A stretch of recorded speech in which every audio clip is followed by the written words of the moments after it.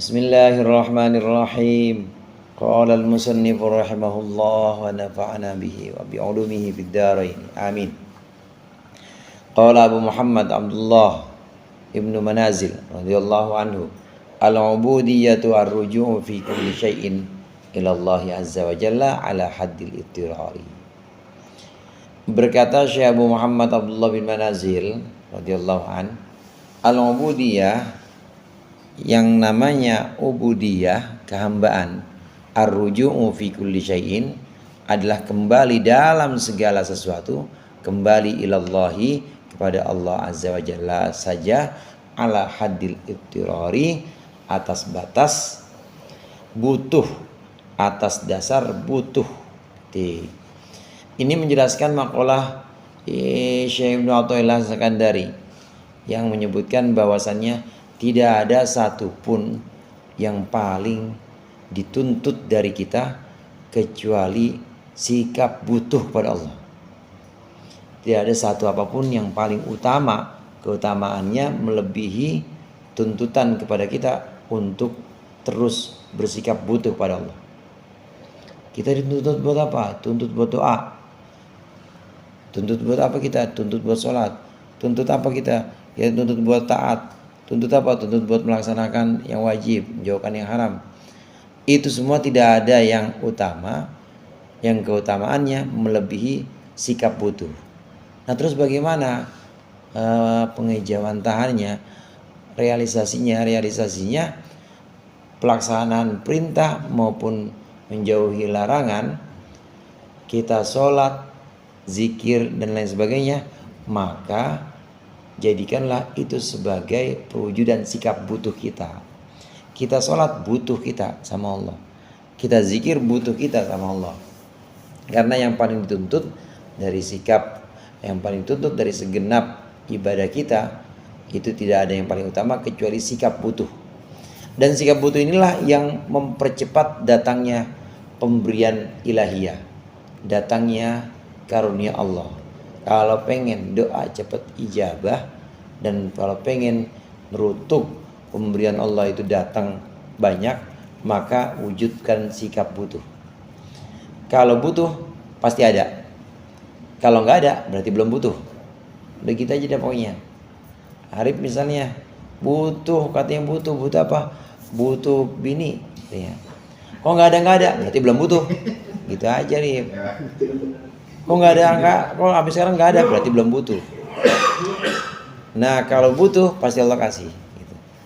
Nah terus gimana supaya ada sikap butuhnya?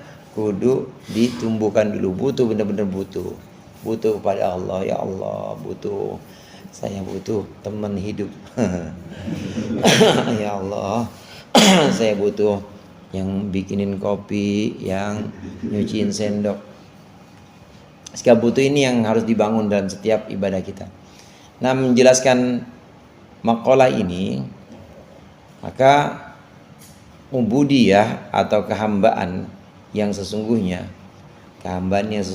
adalah sikap kembalinya kita kepada Allah dalam segala urusan. Urusan kecil ke Allah kembalinya. Urusan besar ke Allah, pokoknya kembali kepada Allah. Urusan besar, kecil maupun besar, dikembalikan kepada Allah semua urusannya. Ya Allah, saya haus. Gitu aja, ya Allah, saya haus. Bismillahirrahmanirrahim. Yang penting dalam hatinya itu ada sikap memanggil, ya Allah, saya lapar. Allahumma barik lana fima razaqtana. Itu butuh pada Allah. Dengan hal-hal yang kecil, dalam hal-hal yang kecil itu kita kembali kepada Allah. Apalagi hal-hal yang besar. Ini juga yang menjadi hikmah kenapa Rasulullah mengajarkan kepada kita dalam setiap segi, dalam setiap langkah kita sehari-hari, itu semuanya ada doa-doanya. Bangun tidur, ya alhamdulillahilladzi ahyana ba'da ma amatana. Nusyur. Kemudian baca akhir surat Ali Imran itu, Rabbana innana sami'na munadiyan yunadi liman aminu bi rabbina. Bagus baca itu Ali Imran ayat terakhir tuh. 9 ayat terakhir.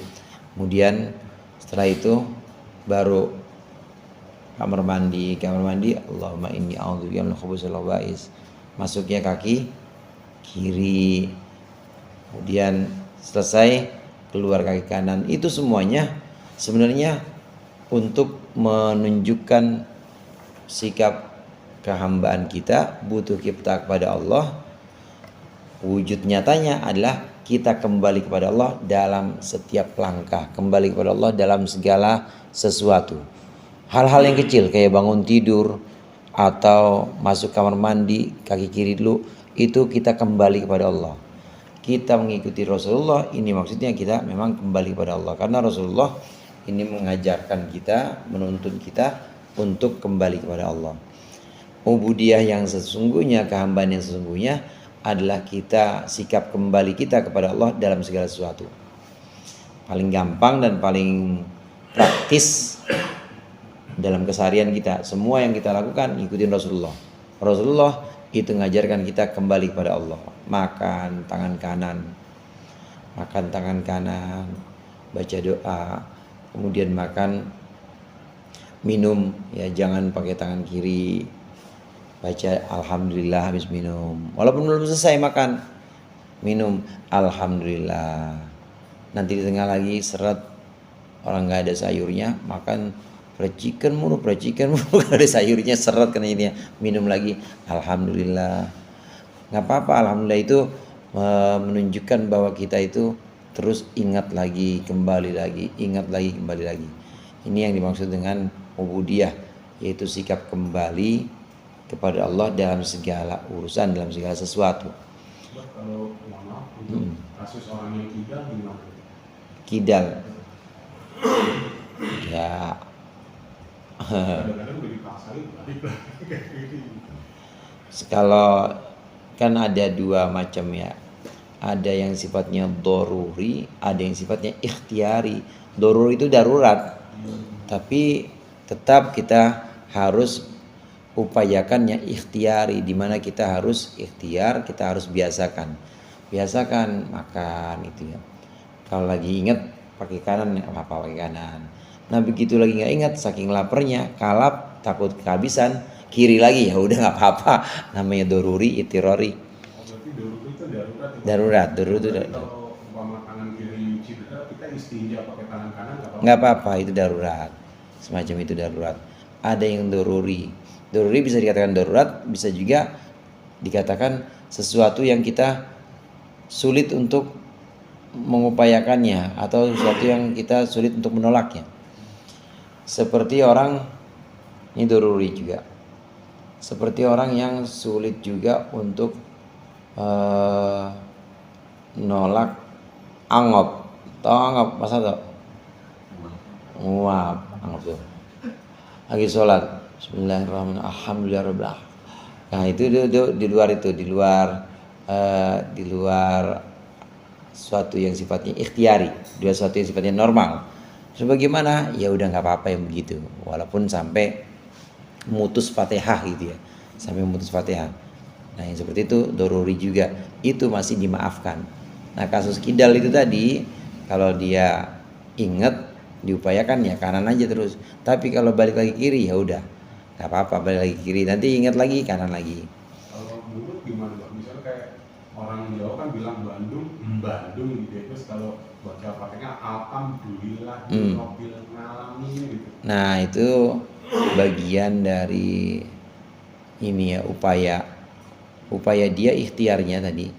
Secara ikhtiari dia sudah berusaha untuk bisa sebaik-baiknya sesuai dengan makhrajnya. Tapi kalau kembali lagi tadi, kalau kembali ke asalnya tadi, ya udah itu namanya darurat tadi. Kalau lagi kembali ke asalnya udah nggak bisa, ya udah mau diapain lagi, nggak bisa. Namanya darurat. Orang sholat begini, orang sholat nih kalau kata Jid, kalau yang goyangnya ke depan ini nggak batalin. Karena ini kadang-kadang ini itirori itu sama dengan doruri. Kadang-kadang ini kita nggak bisa nahan. Ya suka goyang aja dikit, walaupun udah ajib banget, tapi kadang-kadang ada satu titik atau ada satu waktu suka goyang ini. Tapi kalau yang begini enggak nih, ini pasti bukan nih. Kalau yang ke kiri ini bukan itu, bisa kita tahan nih. Tapi karena dia kebiasaan yang dengerin dangdut kali, jadi begini tuh. Atau tenonet sehari roti, ada dia gini, pasti oleh ke kiri kanan itu pasti bukan itirori, pasti ikhtiari dia. Maksudnya diupayakan. Beda sama ini. Kadang-kadang udah mantep, udah jujur banget, tapi kan suka dikit gitu balik lagi. Itu nggak apa-apa, nggak batalkan. Yang bahaya dia yang ke kiri kanan, yang ke samping. Mohon maaf kalau saya jarang lagi kumat gitu Bang, dari sujud ke diri kan suka aduh agak oleng itu, saya oleng ke kanan, pegangan tembok atau pegangan itu dulu kok baru diajekin lagi. Boleh. Masih boleh. Masih boleh, nggak apa-apa. Darurat ya. Darurat. Kalau tidak darurat, pegangan atau sendiran juga tetap sah, cuma makruh.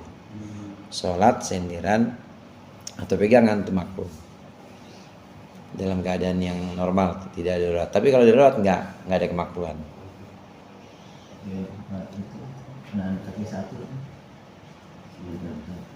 Iya, makruh juga itu. Makruh, nah kasih satu. Yang silat atau sholat? Yang suka mana? Yang suka kadang suka gitu pada begini. Oh, Mungkin lagi cedera kali. nggak apa-apa itu. Kayak nans. Nggak apa-apa. Iya, kayak Miring sebelah nggak apa-apa. bertumbuk. Saya kira angkat kaki itu makruh. Kalau miring sebelah nggak apa-apa. Bertumbuk ke sebelah. Itu bisa, iya bertemu sebelah. Itu bisa karena memang kebiasaan dia begitu, atau bisa emang kakinya nggak rata. Ada masih yang begitu. Kaki memang rada panjang yang sebelah, ada yang begitu.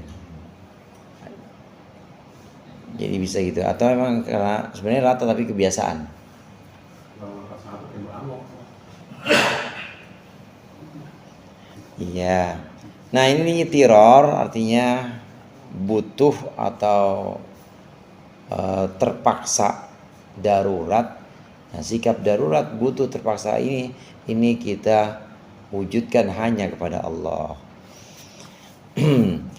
Nah yang namanya kehambaan sejati itu sikap kembali kita kepada Allah dalam segala urusan dengan wujud sikap butuh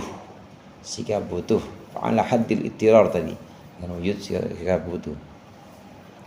Wa fihi aidan khasiyatu ijabatid du'ai, dan di dalam haddil ittirar, di dalam bentuk atau sikap butuh, khasiyatun ada khasiat. Apa khasiyatu ijabatid du'ai? Khasiat dikabulkannya doa.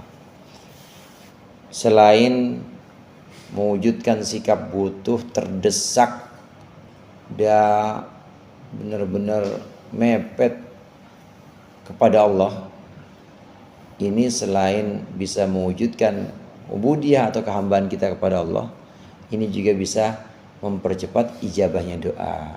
Jadi ada dua fungsi atau dua khasiat sekaligus.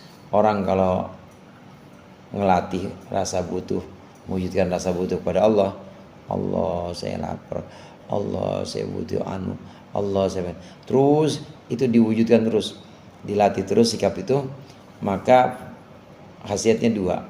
Khasiat yang pertama, kehambaannya insya Allah makin mantep, dia benar-benar dalam segala urusan Allah lagi itu kehambaan. Kemudian yang kedua khasiatnya, kalau minta apa-apa pada Allah itu gampang ijabah. Ada orang-orang yang zikirnya cuma Allah aja, Allah. Tapi zikir Allah ini justru yang bisa bikin dia benar-benar jadi hamba. Khasiat pertama. Khasiat yang kedua, zikir Allah ini yang justru bikin doanya ijabah terus, manjur ucapannya. Dia doa sekali pasti langsung dikabulkan. Ini zikir Allah yang diikuti dengan ittirar. Zikir Allah yang diikuti dengan sikap butuh. Benar-benar manggilnya itu Allah, manggilnya itu dengan lirih dalam hati bahwasannya dia butuh Allah. Kemana-mana dalam hal apapun dia manggil nama Allah. Itu kalau udah nempel zikir Allah itu, maka ya doa-doa itu gampang sekali ijabah, dan dia akan benar-benar jadi hamba Allah. Ini hamba-hamba yang Allah banggakan. Dia memanggil. Kalau seorang hamba datang kepadaku dengan cara berjalan, maka aku datang kepadanya dengan cara berlari. Kalau dia datang kepadaku satu hasta, maka aku akan datang kepada dia satu jengkal. Ini hamba-hamba yang zikirnya atau wiridnya atau semua amalannya ini dalam rangka butuh pada Allah. Kita ngaji ini butuh pada Allah supaya kita makin kenal dan makin tahu kita hamba Allah Tuhan, bahwa Allah Tuhan dan kita hamba. Ini butuh semua, harus dalam rangka ini, dalam rangka mewujudkan sikap butuh. Berarti ikhtiar ini merupakan bagian dari tahalli. Tahalli bisa bagian dari tahalli. Takhalli menghapus yang buruk-buruk, sifat buruk. Tahalli menghiasi. Termasuk tahalli adalah sikap ittirar, kemudian tawakal, itu tahalli termasuk. Itu termasuk dalam rangkaian tasfiyatun nafsi juga. Termasuk rangkaian tasfiyatun nafsi. Rangkaian pembersihan jiwa itu dengan menghilangkan yang buruk-buruk, menghiasi dengan yang baik. Itu namanya tasfiyatun nafs. Iya betul, ittirar termasuk dalam tasfiyatun nafs, rangkaian itu. Naam. Qala Allah azza wa jalla, amman yujibul muttarra idza da'ah. Allah Subhanahu wa taala berfirman, amman, apakah orang yujibu, adakah orang yujibu yang menjawab al-muttarra, orang yang kepepet, orang yang terdesak, orang yang sangat butuh, idza da'ahu, ketika dia memanggilnya. Maksudnya siapa lagi kalau bukan Allah yang mengabulkan doa orang-orang yang terdesak, doa orang-orang yang kepepet dan sangat butuh bantuannya. Apakah ada? Enggak ada, cuma Allah yang bisa menjawab panggilan-panggilan itu. Memanggil ma, misalnya ma, tetap yang bisa menjawab doanya ya Allah juga.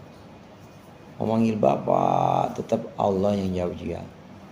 Apalagi manggil ini, manggil RT. RT tetap Allah yang jawab. Yang jawab tetap Allah. Wal ittirarul matlubu minhu alla yatawahhamal 'abdu min nafsi syai'an min al-hauli wal quwwati. Dan sikap butuh atau terdesak al-matlubu yang dituntut minhu dari hamba, alla yatawahhama, hendaknya si hamba tidak salah duga, al-abdu, alla yatawahhamal abdu, hendaknya tidak salah duga siapa al-abdu, seorang hamba, min nafsihi, dari dirinya, tidak menduga syai'an, sesuatu, minal hauli wal quwwati, dari kemampuan dan kekuatan, wala yara, dan bahwa dia tidak melihat li nafsihi, untuk dirinya, sababan, tidak melihat satu sebab, minal asbabi, dari beberapa sebab, yang tamidu alaihi, yang berpegang si hamba alaihi, atas sebab, au yastanidu, atau bersandar si hamba ilaihi, kepada sebab, wa yakunu, dan ada si hamba bimanzilatil ghariqi, itu dalam posisi orang yang tertenggelam, terombang-ambing, tenggelam, fil bahri, di lautan, awid-dhalli, atau dalam keadaan orang yang kesasar, fitihi, di padang luas, al-qafari, yang sangat luas, la yara, yang dia tidak bisa melihat, ligiyatihi, untuk menolongnya, tidak melihat, illa maulahu, kecuali Tuhannya, wala yarju linajatihi, dan tidak berharap dia linajatihi, untuk keselamatannya, min halakatihi, dari kebinasannya, dia tidak berharap ahadan, seseorang, siwahu, kecuali Allah. Sikap butuh tadi bisa diwujudkan dengan kembali kepada Allah, Allah lagi, Bismillahirrahmanirrahim. Udah selesai, Alhamdulillahirrahmanirrahim. Mohon perlindungan, Allahumma inni a'udzubika. Itu kan Allah lagi. Kembali dalam segala hal Allah lagi terus Allah. Sikap butuh ini bisa dipupuk dengan senantiasa selalu kembali kepada Allah dengan doa-doa tadi. Nah, namun tidak kalah penting juga sikap butuh yang dituntut di sini bukan hanya sekedar doa-doa tadi bagus untuk menuntun, tapi tambahkan lagi sikap butuh yang membuat seseorang itu doanya cepat ijabah dan kehambaannya semakin mantap di sisi Allah. Itu adalah sikap butuh di mana kita sebagai hamba menghilangkan kemampuan dan kebisaan kita. Jadi enggak merasa bisa. Ojo rumongso bisa, tapi bisa rumongso. Jangan merasa bisa, tapi bisalah kita merasa menjadi hamba Allah. Maksudnya kehambaan yang sesungguhnya, rasa butuh dan terdesak yang sesungguhnya, ini kita dengan melepaskan diri kita dari perasaan gua bisa, gua upayakan ini, gua akan usahakan nih, itu dihilangin semuanya itu. Kemelekatan diri gitu. Kemelekatan diri itu yang sering disebut bahwa orang-orang yang ingin menuju Allah, orang-orang tasawuf itu harus sering gunting kuku. Gunting kuku maksudnya tahu Rip, gunting kuku. Bangun. Iya, orang sufi itu harus sering-sering gunting kuku. Gunting kuku itu maksudnya menghilangkan kuku. Ini sholatku, ini ibadahku, ini doaku, ini ngajiku, ini baca kitabku. Itu dihilangin kukunya semua itu.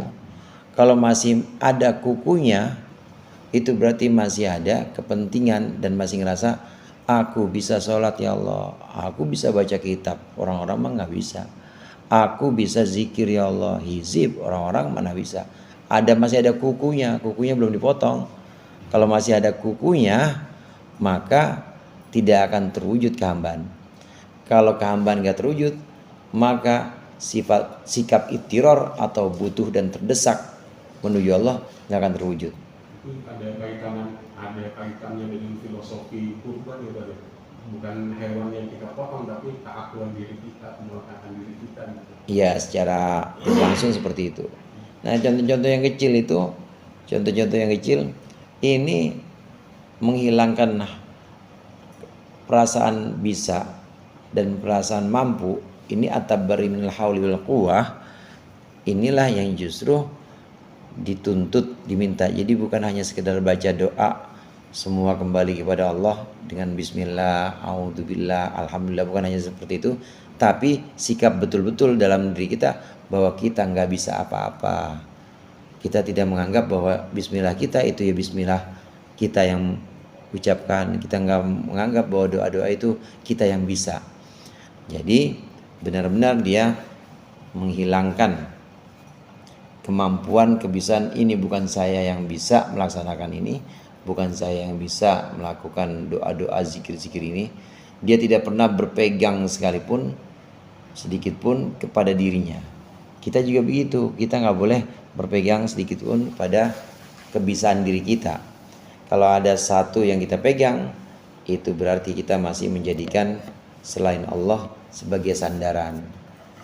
Kalau masih ada sandaran selain Allah, taruhlah kita megang ini hizib saya misalnya, hizibku nih ya Allah, masa 40 hari 40 malam gak hasil, orang dapat cuma pengen dapat jodoh dia doang kok, kata Arif gitu. Masa iya gak hasil 40 hari 40 malam. Nah, kalau masih ada seperti itu, kalau masih ada perasaan bahwa aku sudah berupaya dan ini adalah hizibku, ini adalah doaku oleh Allah, oh begitu, ya udah silakan baca terus ya. Kalau kamu merasa bisa dengan hizib dan doa itu silakan. Jadi karena udah ada yang dijadikan sandaran, silakan sandaran dengan itu. Tapi kalau udah nggak ada, nol, benar-benar kita nggak punya sandaran apa-apa, kita nggak anggap bahwa kita bisa hizib, kita nggak anggap bahwa kita bisa sholat, benar-benar ya Allah saya nggak bisa apa-apa, maka di situ datang pertolongan Allah. Ya udah, kalau nggak bisa apa-apa, aku yang jamin, kata Allah, aku yang penuhi semua kebutuhanmu, karena udah terdesak betul. Ini analoginya di sini seperti orang yang ada di lautan saat dia tenggelam. Orang di lautan saat dia tenggelam, maka dia tidak akan minta tolong siapa-siapa. Dia tidak akan mau. Itu orang yang jago baca kitab, kalau udah tenggelam di lautan, gak bakal dia pegangan kitab. Disuruh milih antara kitab sama mainan bebek-bebekan anak, milih mainan bebek-bebekan dia pasti, meskipun dia jago baca kitab. Itu orang yang demennya motor, ya Vespa, kadang-kadang dia pakai Mio, kalau nggak Mio Tiger dia pegang pakainya, semua dipakein itu. Tapi waktu tenggelam nggak ada yang diambil tuh, dia pasti milih ban bekas untuk menyelamatkan dirinya.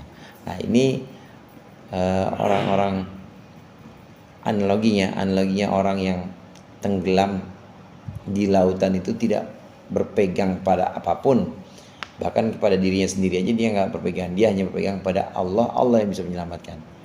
Atau analoginya seperti orang yang tersesat dalam satu padang luas, tidak bisa tahu arah dan dia tidak mengandalkan apapun, nggak ada kompas, nggak ada penunjuk arah, sinyal juga nggak bisa, sinyal GPS hilang, kan begitu ya, sinyal GPS hilang, udah semuanya.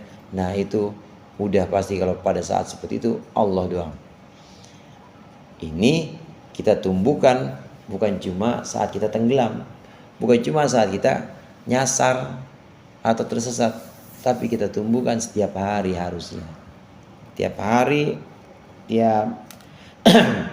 tiap waktu kita tumbuhkan Allah, tumbuhkan sambil menyebut nama Allah, sambil menyebut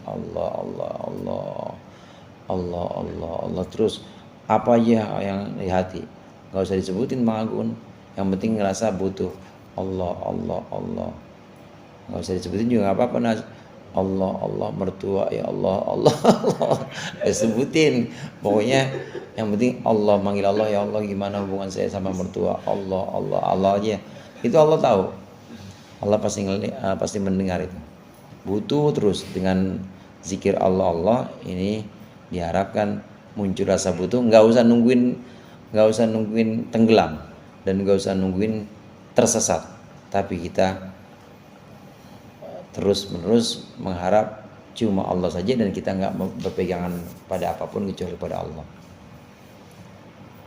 Nah, dengan cara ini maka kehambaan kita ini akan mantap insyaallah. Ditambah lagi doa-doa kita akan cepat ijabah, karena udah tidak ada perantara antara kita dengan Allah. Antara kita dengan Allah sudah tidak ada batas, artinya udah tidak ada yang memisahkan, yang benar-benar kita hanya memegang Allah saja atau bersandar pada Allah saja. Wa qala ba'dul arifin al-muttarru alladhi yaqifu baina yaday maulah wallahu a'lam bissawab.